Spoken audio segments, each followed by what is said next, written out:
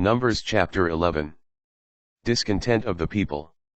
Now the people complained bitterly in the hearing of the Lord, and when he heard it his wrath flared up, so that the Lord's fire burned among them and consumed the outskirts of the camp. But when the people cried out to Moses, he prayed to the Lord and the fire died out. Hence that place was called Taberah, because there the fire of the Lord burned among them. The riffraff among them were so greedy for meat that even the Israelites lamented again, "If only we had meat for food. We remember the fish we used to eat without cost in Egypt, and the cucumbers, the melons, the leeks, the onions, and the garlic. But now we are famished, we have nothing to look forward to but this manna." Manna was like coriander seed and had the appearance of bdellium. When they had gone about and gathered it up, the people would grind it between millstones or pound it in a mortar, then cook it in a pot and make it into loaves, with a rich creamy taste. At night, when the dew fell upon the camp, the manna also fell. When Moses heard the people, family after family, crying at the entrance of their tents, so that the Lord became very angry, he was grieved. "Why do you treat your servant so badly?" Moses asked the Lord. "Why are you so displeased with me that you burden me with all this people? Was it I who conceived all this people? Or was it I who gave them birth, that you tell me to carry them at my breast, like a nurse carrying an infant, to the land you have promised under oath to their fathers? Where can I get meat to give to all this people? For they are crying to me, 'Give us meat for our food.' I cannot carry all this people by myself, for they are too heavy for me.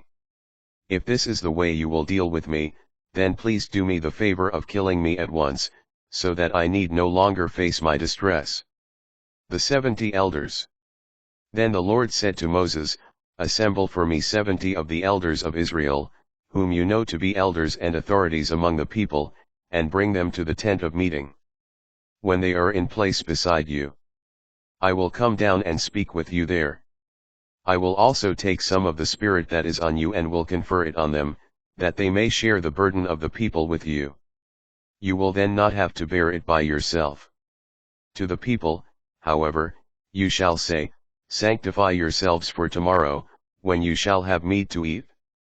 For in the hearing of the Lord you have cried, 'If only we had meat for food. Oh, how well off we were in Egypt.' Therefore the Lord will give you meat to eat.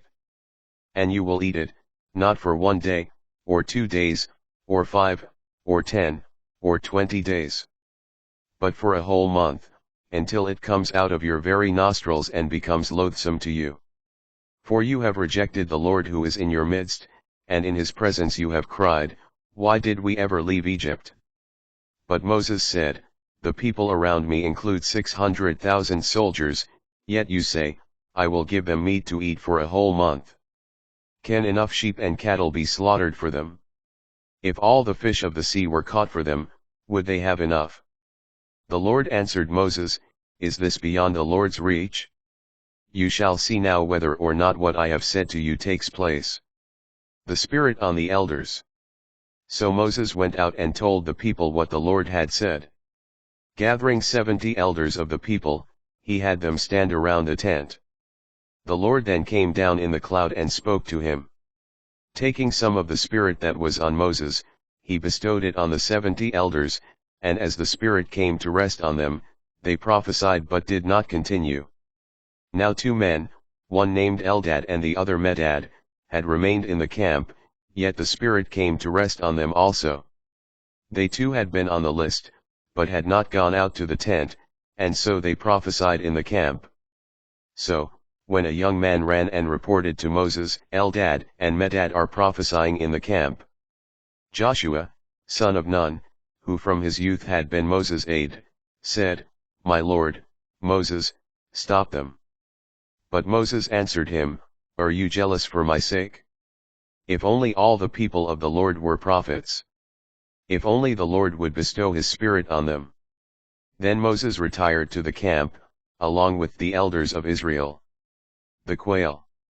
There arose a wind from the Lord that drove in quail from the sea and left them all around the campsite, to a distance of a day's journey and at a depth of 2 cubits upon the ground.